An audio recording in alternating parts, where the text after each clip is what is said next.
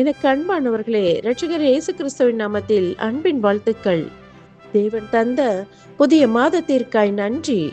2026 துவக்கம் முதல் இந்த நாள் வரைக்கும் தேவன் தமது வார்த்தைகளால் நம்மை தேற்றி வழிநடத்தி வந்த கிருபைகளை எண்ணி துதிப்போம். இந்த ஜெப வேளையில் நம் இருதயத்தில் தேவன் என்ன வாக்குத்தத்தம் கொடுத்து நம்மை வழிநடத்தப் போகிறார்? என் தேவைகள் சந்திக்கப்படுமா? இதோ எனக்கு முன்பாக இவ்வளவு காரியங்கள் நிறைவேறாமல் தடைகளோடு கூட நிற்கின்றதே என்று அங்கலாய்க்கும் நம் ஒவ்வொருவருக்காக தேவன் தந்த அருமையான வாக்குத்தத்தம் வெளிப்படுத்தின விசேஷம் 3ஆம் அதிகாரம் 8ஆம் வசனம்.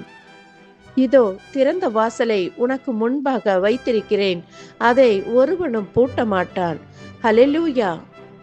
மகா பரிசுத்தமுள்ள நமது தேவன் சத்தியமுள்ளவரும் தாவீதின் திறவுகோலை உடையவரும் ஒருவரும் பூட்டக்கூடாதபடிக்கு திறக்கிறவரும் ஒருவரும் திறக்கக்கூடாதபடிக்கு பூட்டுகிறவரும் ஆகிய நமது ஆண்டவர் நமக்காக சொல்வது, இதோ திறந்த வாசலை உனக்கு முன்பாக வைத்திருக்கிறேன், அதை ஒருவனும் பூட்ட மாட்டான் என்கிறார். இந்த வசனத்தின் முதல் பகுதி இவ்வாறாக சொல்கிறது, உன் கிரியைகளை அறிந்திருக்கிறேன், உனக்கு கொஞ்சம் பலன் இருந்தும் என் நாமத்தை மறுதலியாமல் இருந்ததற்கு உனக்கு முன்பாக திறந்த வாசலை நான் வைத்திருக்கிறேன். ஹல்லேலூயா. அவருடைய வசனத்தை கை கொண்டபடியினால் தேவன் நமக்கு முன்பாக திறந்த வாசலை வைத்திருக்கிறார். பிரியமானவர்களே, தேவனுக்கே மகிமை உண்டாவதாக. நமது தேவன் நமது கிரியைகளை நன்கு அறிந்தவராய் இருக்கிறார். பலனில்லாத நேரத்தில் நமக்கு இருக்கின்ற அந்த கொஞ்ச பலனில் தேவனை மறுதலியாத வாழ்வு வாழ முற்படும் பொழுது தேவன் நமக்கு முன்பாக திறந்த வாசலை வைக்கிறார். எனக்கு அன்பானவர்களே, அது பூட்டப்பட்ட கதவு அல்ல. இந்த திறக்கப்பட்ட வாசலை திறக்க திறவுகோல் எதுவும் தேவையில்லை. திறந்த வாசலாகவே நமக்கு முன்பாக இருக்கிறது. அதை யாராலும் பூட்டவும் முடியாது.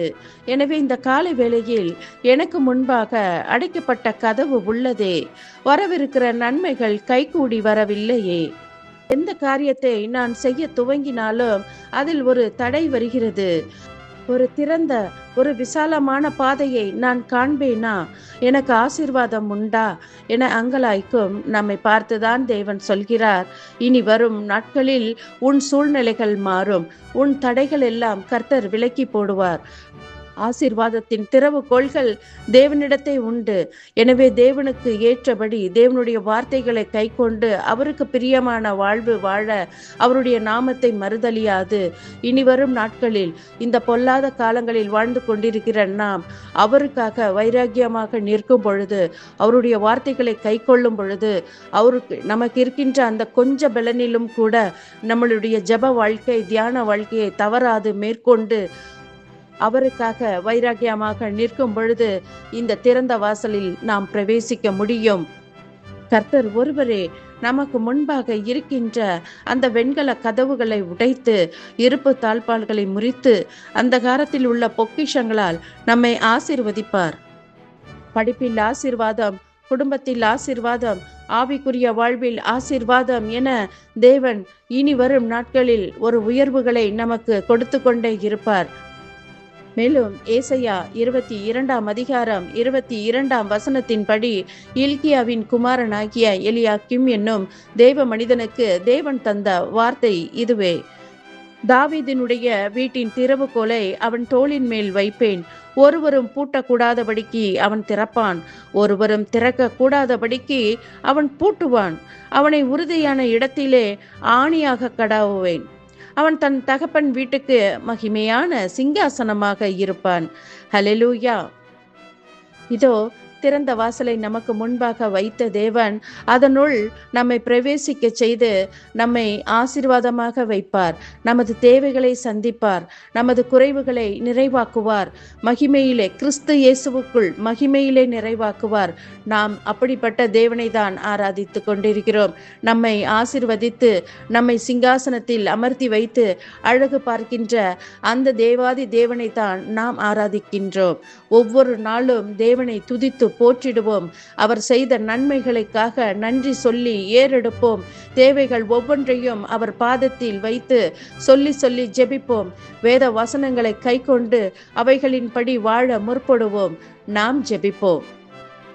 எங்களை நேசிக்கிற எங்கள் நல்ல தகப்பனே, இதோ இந்த புதிய மாதத்திற்காய் நன்றி. புதிய நாட்களுக்காக நன்றி. இந்த மாதத்தில் நாங்கள் செய்ய போகின்ற காரியங்கள் எல்லாவற்றிலும் நீர் எங்களுக்கு துணையாய் இருப்பதற்காய் நன்றி. நாங்கள் போகிற இடமெல்லாம் எங்களோடு கூட வந்திருந்து எங்களை ஆசீர்வதிக்க போகிறதற்காய் நன்றி. எங்கள் தேவைகளை எல்லாம் நீர் சந்திக்கிறவராய் இருக்கிறீரே, அதற்காக நன்றி. இந்த மாதத்தின் தேவைகளுக்கு மத்தியிலே எங்களுக்கு நீர் போதுமானவராக இருந்து எங்களை வழிநடத்த போகிறதற்காய் நன்றி. எங்களுடைய சோர்வுறும் நேரங்களிலே, பலமில்லாத நேரங்களிலே உம்முடைய வார்த்தைகளை கொண்டு எங்களை தேற்றுவீரே. அந்த வார்த்தைகளுக்காக நன்றி. இந்த மாதத்தின் ஒவ்வொரு மணி நேரத்தையும் ஒவ்வொரு மணித்துளிகளையும் உம்முடைய கரத்திலே ஒப்பு கொடுக்கிறோம். எங்கள் யாவரையும் காத்து வழி நடத்தும். இயேசு கிறிஸ்துவின் மூலம் பிதாவே, ஆமேன்.